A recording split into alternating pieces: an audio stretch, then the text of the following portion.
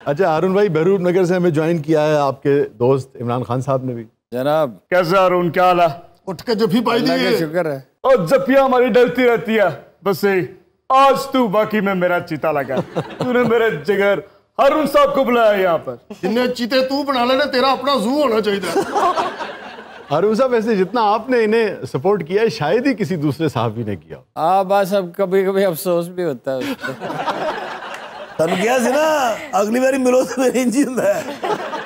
खान साहब कहते थे कि मेरे सिवा तुम वाहिद आदमी हो जिस बात पे बिलीव करते हो कि मैं प्राइम मिनिस्टर बन जाऊंगा। हाँ। मैंने उन्हें उस दिन एक वाक्य सुनाया तो बिल्कुल हैरत ज़दा ही रह गए। अभी ये पहले यानी ये कोई 15 बरस पहले की बात होगी। 16। उन्होंने कहा तुम वाहिद आदमी हो जो बिलीव करते हो। मैंने कहा ख्याल अल्लाह की तरफ से होता है, मेरे दिल में ये ख्याल जम गया। तो anyway, मैंने उस दिन उन्हें बताया कि मैंने 83 में एक आर्टिकल लिखा था कि ये आदमी पॉलिटिक्स ज्वाइन करेगा और उसमें कोई रोल प्ले करेगा। उन्होंने कहा वाकई? मैंने कहा वो तो रिकॉर्ड पे है, रोजनामा जंग में छपा हुआ है। तो उन्होंने कहा कैसे? मैंने कहा इसलिए कि आप एक रोमांटिक आदमी हैं, बिजनेस आप कर नहीं सकते, नौकरी आप कर नहीं सकते, इसके बाद पॉलिटिक्स का ऑप्शन रह गया था। तो मेरा ख्याल था कि ऐसा हो जाएगा। चुनाचे मैंने इन्हें मौसूफ को 96 से सपोर्ट करना शुरू किया। रोमांटिक तो वसी शाह साहब भी ने भी वजीर आज़म बने। शाह साहब यही करेंगे जो कर रहे हैं। हम इसी में खुश हैं अल्हम्दुलिल्लाह। तो चुनाचे 96 में जब उन्होंने फैसला किया तो मैंने सपोर्ट किया इन्हें पूरी तरह से। वो जो ब्राउन साहब वाला कॉलम था उसमें आपका कोई हाथ था? नहीं, मेरा जो कॉलम उन्होंने पार्टी लॉन्च करने से पहले लिखे उसमें मेरा कोई दखल नहीं था। बाद में उन्होंने कुछ चीज़ें लिखी जो मेरे जिसमें थोड़ा बहुत मशवरा पूछा। किताब की तो खैर पूरा ही तर्जुमा आपने किया था। किताब का तर्जुमा मैंने किताब का तर्जुमा नहीं किया, उसे एडिट किया। अच्छा ठीक है। उस किताब में ऐसी बहुत सी चीज़ें थी जो पाकिस्तानी ऑडियंस के लिए मुनासिब नहीं। और उसमें एक और बात है जो खान साहब को किताब छपने के बाद मैंने बताई कि उसका आखिरी चैप्टर मैंने खुद ही लिख दिया। इसलिए कि उसको छपे हुए अंग्रेजी में कुछ अरसा हो गया था। जब 30 अक्टूबर 11 का जलसा हुआ तो फिर मैंने मिलना कम कर दिया उन्हें। फिर वो कहते थे, इसरार करते, मैंने कहा तुम्हारा काम बन गया। वैसे आपने ये बड़ा कमाल का ताल्लुक रखा है, 1 दिहाई से ज्यादा आप उनके हक में लिखते रहे। जब कोई नहीं लिखता था, आप मुस्तकिल लिखते थे। ये कप्तान का लकब या नाम जो है ये भी आप ही का दिया हुआ है। मेरा कप्तान एक्सरसाइज कर रहा है, मेरा कप्तान सारा ये जो था। और उसके बाद फिर आपने एक डिस्टेंस जो है वो इख्तियार किया। अच्छा, डिस्टेंस इख्तियार करने के बाद हम ये देखते हैं कि आप टॉक्सिक नहीं हुए उनकी तरफ। आपने उस तरह से तनकीद नहीं की जिस तरह से उन्हें छोड़ने वालों ने की। ये कैसे आपने डिस्टेंस उदों आया जो ओदा कप्तान हो गया। नहीं, वो देखिए ना, वो खुर्शीद रिजवी का शेर है कि कब निकलता है कोई दिल में उतर जाने के बाद, इस गली की दूसरी जानब कोई रास्ता नहीं। तो दोस्तों के साथ ये नहीं है आपका। नंबर 1।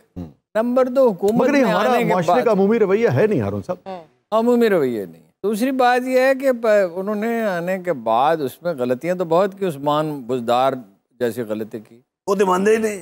हाँ, वो तो कहते मेरा तुरा इम्तियाज है उस्मान बुजदार। मेरे सामने तो मानते हैं। आपके सामने मानते हैं? मेरे सामने। अच्छा, तुम कर ले वो बस ये कहते हैं कि यार छोड़ दो। असल में बुजदार मेरा वसीम अकरम प्लस था, लेकिन उसकी बॉल स्विंग होना बंद हो गई थी। 3 साल में उनसे नहीं मिला। जब वो इक़्तिदार में आ गए तो वो मैसेज भेजते रहे, मगर मैं उनसे मिला नहीं। उसकी एक वजह थी, वैसे भी हुक्मरानों से मिल के क्या करना। तो वो अपना 3 साल के बाद उन्होंने कहा, उनके मिलिट्री सेक्रेटरी जो मेरे जाती दोस्त थे, मिलिट्री सेक्रेटरी होने की वजह से नहीं, वैसे मेरे दोस्त चले आते थे। वो तो उन्होंने कहा अब तो जा रहा है, अब तो मिल लो। तो मैं गाड़ी पे बैठा, कुछ कहे बताए बगैर चला गया वहाँ। और वो जब उन्हें पता चलूँगा अच्छा आओ। तो एज आई एंटर्ड इन, तो उसने कहा तुम्हें मुझे इतना गुस्सा क्यों था मुझ पर, किस बात का गुस्सा था?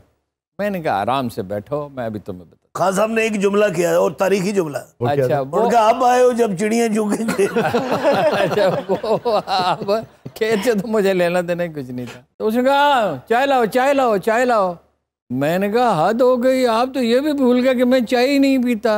मैंने कहा दूध मंगवाओ, शहद मंगवाओ, फिर मैं तुम्हें बताता हूँ। तन्हाई में मैंने तुम कहता था लोगों के सामने, तो लोगों के लीडर हैं तो जाहिर खान साहब ही कहता था। अच्छा, किस बात का गुस्सा था? मैंने कहा हुजूर, जरा आगे झुक कर, हुजूर शजरकारी की हमायत की, आपके डैम बनाया आपने, हमायत की, कोरोना से अच्छा फाइट किया उसकी हमायत की, हसास प्रोग्राम की हमायत की, बेनज़ीर प्रोग्राम से 9 लाख गैर मुस्तक निकाले उसकी हमायत की।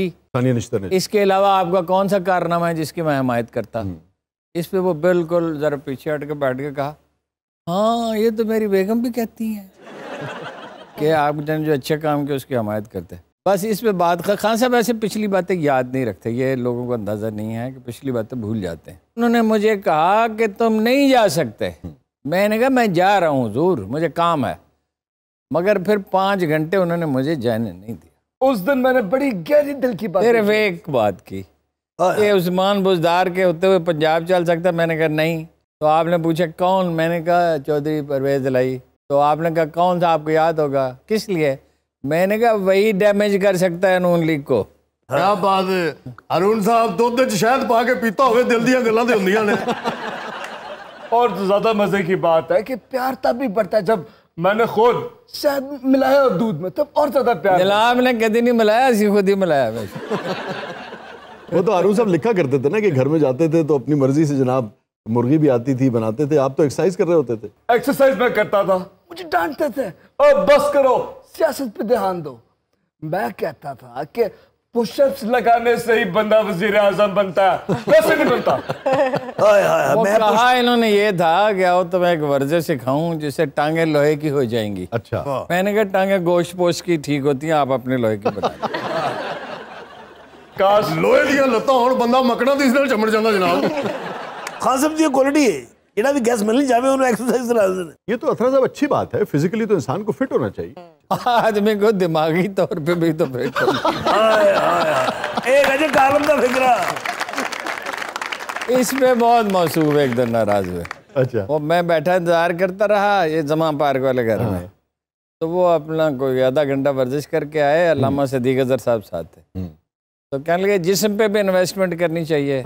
मैंने कहा जहन पे भी करनी चाहिए या नहीं? तो मैंने नहीं की। मैंने कहा अरुण साहब ने इस फिक्र के बाद खान साहब ने क्या, अरुण साहब इक्तदार से बाद मिलेंगे। नहीं, इक़्तिदार में वो मुझे बुलाते रहे। शाही किला में बड़ा एक शानदार डिनर था। फवाद से कहा कि किसी तरह उसको ले आओ। मैंने कहा नहीं, फिर मिलेंगे यार। फिर मेरा इरादा यही था कि प्राइम मिनिस्टरशिप खत्म होगी तो मिलेंगे। लेकिन फिर आखिर तरस आ जाता है। पुराने दोस्त हैं। मियां साहब को केड़ा इक़्तिदार है, मीटिंग फिक्स करावा जनाब। मियां साहब नाल जी लंदन सर। सर तुसी इन्हां नूं पूछ सकदे हो, मैं कदी अपने शाम दा वक्त जाया नहीं कीता। क्या कहना? अच्छा हारून भाई, वैसे आपको तो जाती भी मुझे लगता है कि मोहब्बत रही, एक दोस्त की हैसियत से भी आपकी बड़ी कुर्बत है इमरान के साथ। I had liking. देखिए वो जनाब अली करमुल्लाह वजह से पूछा जनाब उमर फारूक आजम ने, इसकी क्या वजह है कि कुछ लोग अच्छे होते हैं मगर अच्छे लगते नहीं, और कुछ लोग अच्छे नहीं होते मगर फिर भी दिल उनकी तरफ लपकता है, इसकी क्या वजह है? आपने कभी उनसे पूछा था यानी जनाब रसालत में? तो उन्होंने कहा मैंने पूछा था। तो आपने फरमाया कि रोज़ अज़ल जो लोग इकट्ठे थे, जी हाँ, रूह है, तो वो और इस दुनिया में भी एक दूसरे की तरफ मायल होते हैं। ये एक जरा पेचीदा मौजू है, इस वक्त नहीं बात हो सकती। मुझे एक शेर याद आ गया। अस्मा को अस्मा से निस्बत होती है। आप लुत्फ लेंगे इसका। कौन कहता है मुलाकात मेरी आज की है, कौन कहता है मुलाकात मेरी आज की है, तू मेरी रूह के अंदर है कई सदियों से। ये वाकया भी यही है, यानी रूहें जो हैं 50,000 बरस पहले कायनात बनने से पहले तख्लीक की गई, और उसी वक्त से उनके दरमियान ताल्लुक चला आता है। आप न्यूयॉर्क में दरिया हुडसन के किनारे एक आदमी से मिलते हैं और आपको ऐसा लगता है कि ये आदमी मेरे जानने वाला है।